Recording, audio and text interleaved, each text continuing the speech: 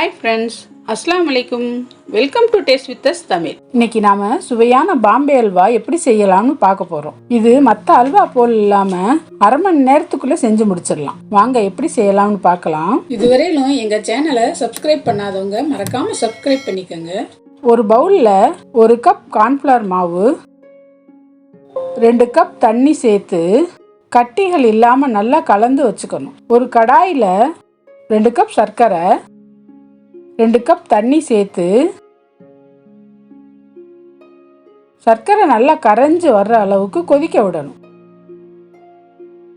கொதிக்கிற பாகுல நாம கலந்து வச்ச கார்ன்ஃப்ளவர் மிக்ஸை நல்லா ஒரு தடவை கலந்து விட்டுட்டு கொஞ்சம் கொஞ்சமா பாகுல சேர்த்து கைவிடாம கிளறி விடணும். நாம சேர்த்த கலவை 10 நிமிஷத்துல கெட்டிப்பட ஆரம்பிக்கும்.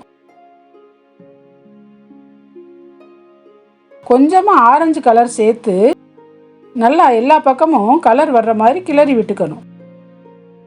1 டேபிள் ஸ்பூன் நெய் சேர்த்து நல்லா கிளறி விடணும். நாம போட்ட நெய் அப்படியே மாவுல இழுத்துக்கும்.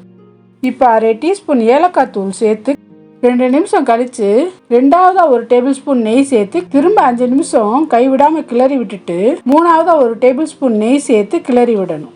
கடாயில அல்வா ஒட்டாம வரும்பொழுது கொஞ்சம் நறுக்கின முந்திரி சேர்த்து கலந்து விட்டு ஒரு நெய் தடவின ட்ரேல மாற்றி 2 மணி நேரம் ஆற விட்டு ஒரு பிளேட்டுக்கு மாற்றி துண்டு போட்டு பரிமாறினா சுவையான பாம்பே அல்வா ரெடி. இந்த ரெசிபியை கண்டிப்பாக ட்ரை பண்ணி பாருங்க.